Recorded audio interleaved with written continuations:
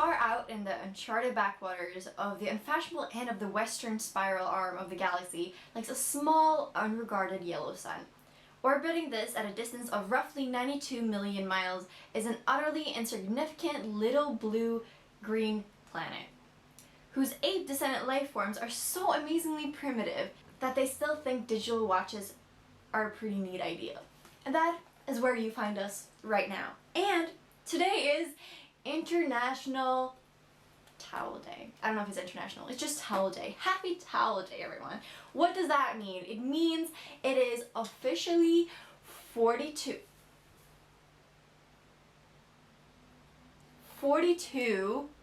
years ago that the radio show The Hitchhiker's Guide to the Galaxy was released. 42 is the answer to the life, the universe, and everything as we know it today. What is the question though? We don't really know that either. But first off, before we begin, this is going to be a celebration of The Hitchhiker's Guide to the Galaxy and Douglas Adams.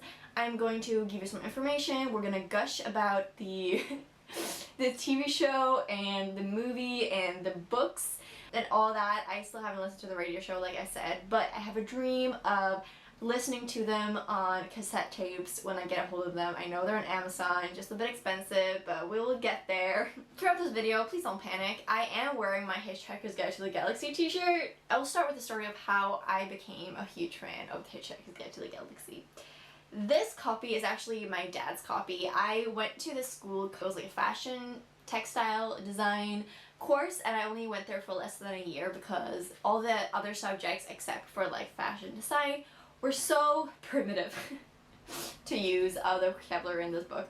But I just didn't like it at all, and in English we had to read one English book. English was obviously my best subject. I ruled that shit. We had to pick a book. I picked this book. I hadn't actually heard of it before that. This is still pre-booktube days, but it's post YouTube days, unfortunately. And I picked this little thing up.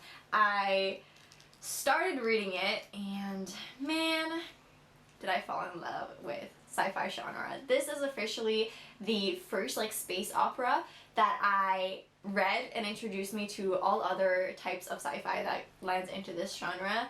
I love it so much. I hate to use the word whimsical because I usually don't like whimsical like literature, but it's bizarre, it's surreal, it's insane, but it's also brilliant. It makes so much sense. Douglas Adams' humor is everything. It is a reflection of our society and just like so clever in how everything makes sense. I completely understand everything he's trying to say, even when it doesn't make sense. And I love that so much. I'm flipping through this and I see that I haven't highlighted a single thing. I will talk about the book editions that I have. I do aspire to have many more book editions. I know there's quite a few great ones out there and I should have talked about them in this video, but I haven't prepared that. I have my dad's copy, that is mine now. Then I have the movie copy. This edition was published in 2005. So I have these two are the only editions I have of the first book. Then I have these editions, which I think are really beautiful. They have this kind of like shimmery feel to it. You can see the reflection is in this part as well. And the next 4 books in the trilogy of 5. Can someone explain that to me? I don't get it, but I love it. Why is it called the trilogy of 5? Restaurant at the End of the Universe, Life, the Universe, and Everything, So Long and Thanks for All the Fish, and Mostly Harmless. I read the first 3 volumes quite fast after each other, then I took a long break and I picked up the last 2.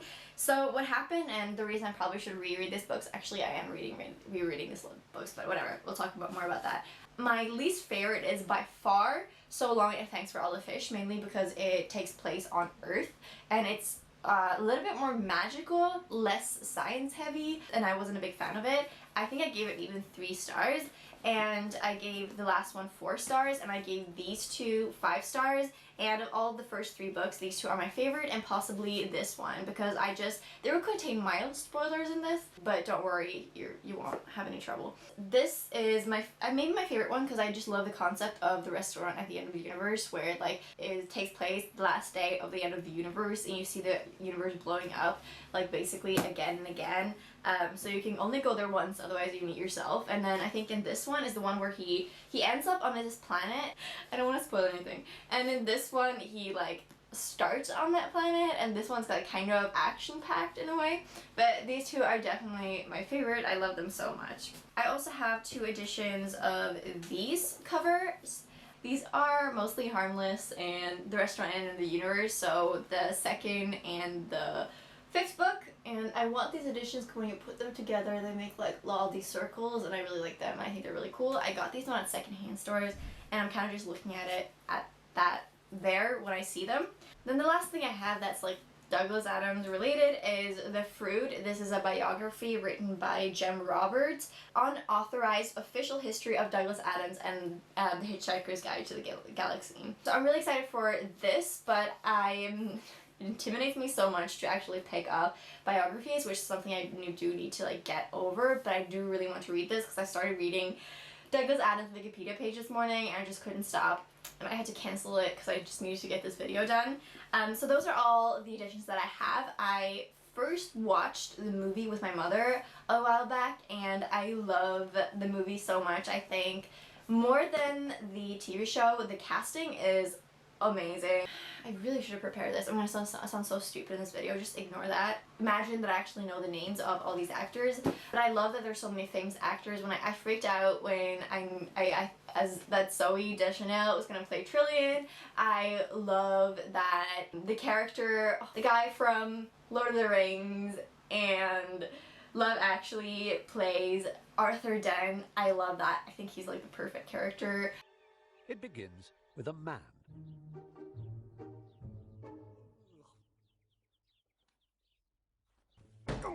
An Earthman, to be precise. I love the casting for Safot. I love the casting for Ford Prefect. I love the casting for all of those. The only casting that I do have a problem with is, it's not really a casting, but is Marvin. So Marvin is this robot. He's like amazing throughout this whole series, and he does have like more roles in the later books. He's this robot that's so incredibly intelligent that he is super depressed because he has to do all these menial tasks, and he basically claims that's the worst job satisfaction ever because he's like the smartest thing in the universe basically. I think how they made the robot in the TV show is just really, really good with how it looks. Like how the robot looks in the movie is so weird. I don't like that at all, and I love Alan Rickman, but Alan Rickman is just not the right person to play Marvin's voice. I think Marvin's voice should have been like a robot voice, like something that's super like do do do do do do do do do, you know, and not been played by an actual person, but like Siri could have, you know, played it in like that kind of thing. And I think Alan Rickman, even though he has like a very depressing and that type of voice, like it's just not good to have a person play Marvin, in my opinion. But I do love that, what is his name? The guy who plays Griphook and Professor Flitwick in Harry Potter plays inside the actual Marvin. I think that's really fun to know. I think you ought to know I'm feeling very depressed. Well, we have something that should take your mind off things. It won't work. I have an exceptionally large mind. Yeah, we know, but we need you to go down to the number 2 entry bay and pick up our stowaways and bring them up here. Just that? I won't enjoy it. Yeah, well, that's life. Life? Don't talk to me about life. I haven't seen the whole TV show. I was planning to watch it all this morning so I could actually talk about it. I've only seen the first 3 episodes. I know, super bad. But from what I've seen, I think if you don't want to read the book straight away, I highly, highly recommend watching the TV show and not the movie. The TV show is based on the radio show that was released by BBC Radio 4 in 1978. That's 42 years ago. It is a more accurate description of the entirety of the first book. Now there's a few things that is in the radio show and in the TV show that is not in the first book because they've been spread like throughout it. For example, the dolphin song, which comes in the movie and not so much, and not in the TV show or radio show. The world's about to be destroyed. There's no point getting all annoyed. Lie back and let the planet dissolve. So that, you can also just go on YouTube. I'll link like all the episodes of the original TV show. You can watch them on Daily Motion.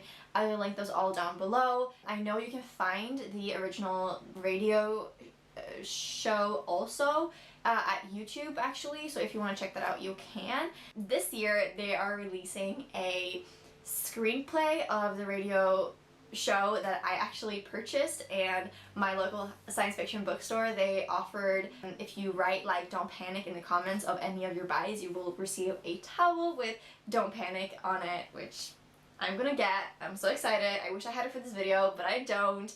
Hence why it's called Towel Day, which is kind of a weird term, but should I talk about what it's about? I mean, if you're here, like, it's about Arthur Dent, who is gonna have his house removed, but before he gets to stop having his house torn down, then his friend for 7 years, Ford Prefect, comes to him and says, "Hey dude, the earth is blowing up, so it doesn't really matter if your house is torn down. We better just get out of here, so before, you know, the whole planet is destroyed, to make way for intergalactic bypass."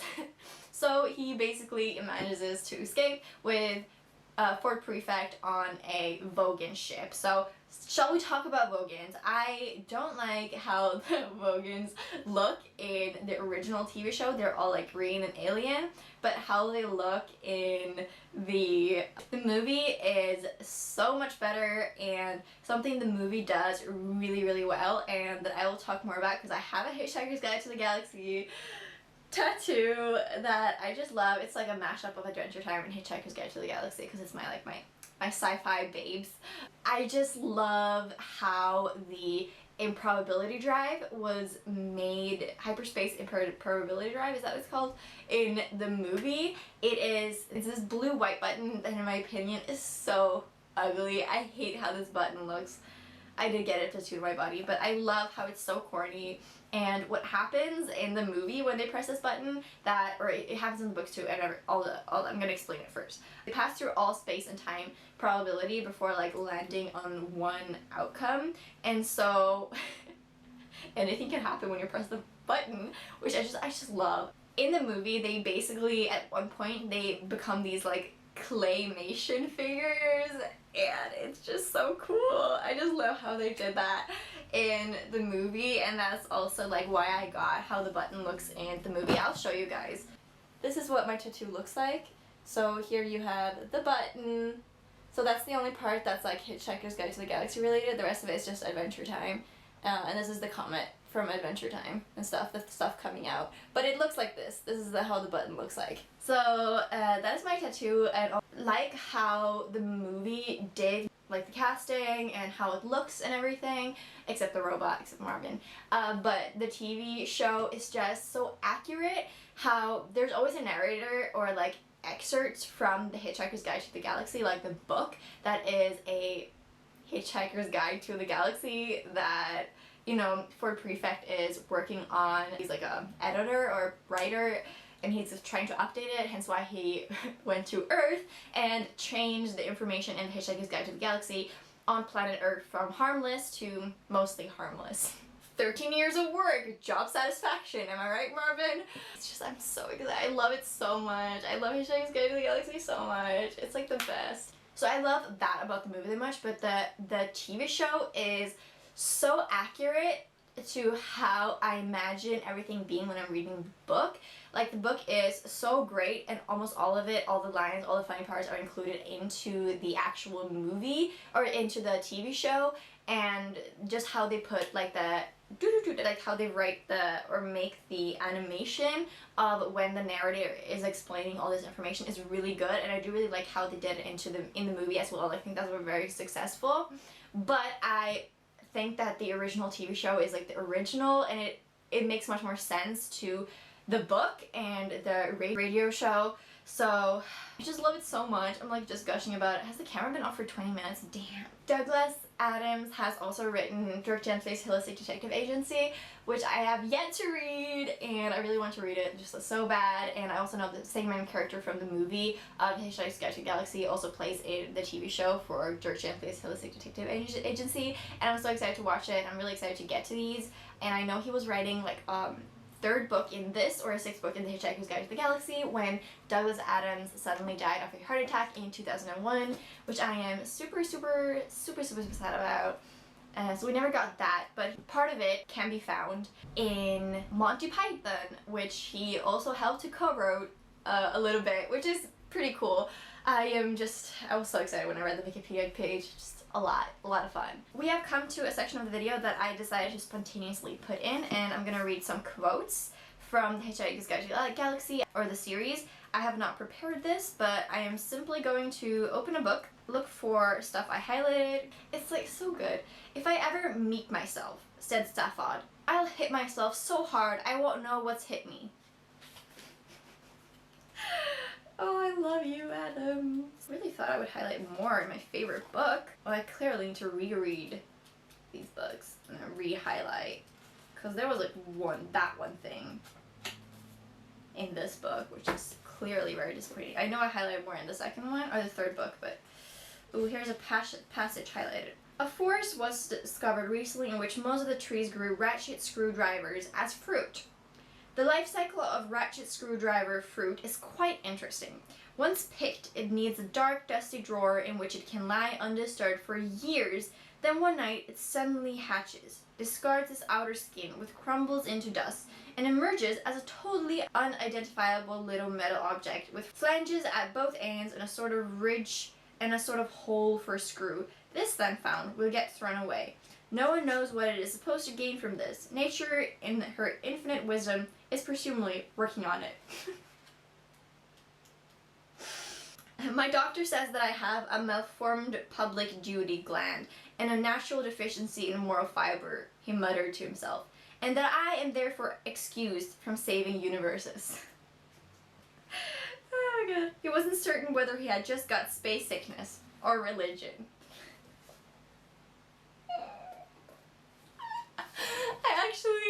I actually read that one specifically when I talked about my review of this book. When I started BookTube, I read this actually during BookTube, and I included one of my wrap-ups, and I actually read this quote. I remember that. That is the best one of all time. I love that quote. Oh my god, Ella just did a flop. So cute.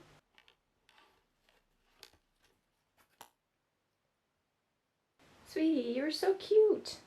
Why did you move? You're so cute. I love you. Suddenly he realized what the answer to the problem was, and it was this, that something very weird was happening. And if something very weird was happening, he thought, he wanted it to happen to him. Yes! That is it. I think I love also like Arthur Dent's arc throughout these books. I think he's just a great character to follow because he's so unapologetically British, but it's so easy to project yourself onto him because he literally goes with the flow so well. Also, the thing about like dolphins being the most intelligent creature in the world is so true. Mostly harmless. Do you have something for me? A few anonymous molecules of air, nowhere in particular, engaged all of its perky attention. A little sprinkle in there. I love you so much, Douglas Adams. I know he had a daughter. I wonder what she's doing. Ooh, highlighted stuff. You come to me for advice, but you can't cope with anything you don't recognize. So we'll have to tell you something you already know, but make it sound like new, eh? Everything you see or hear or experience is in any way at all specific to you.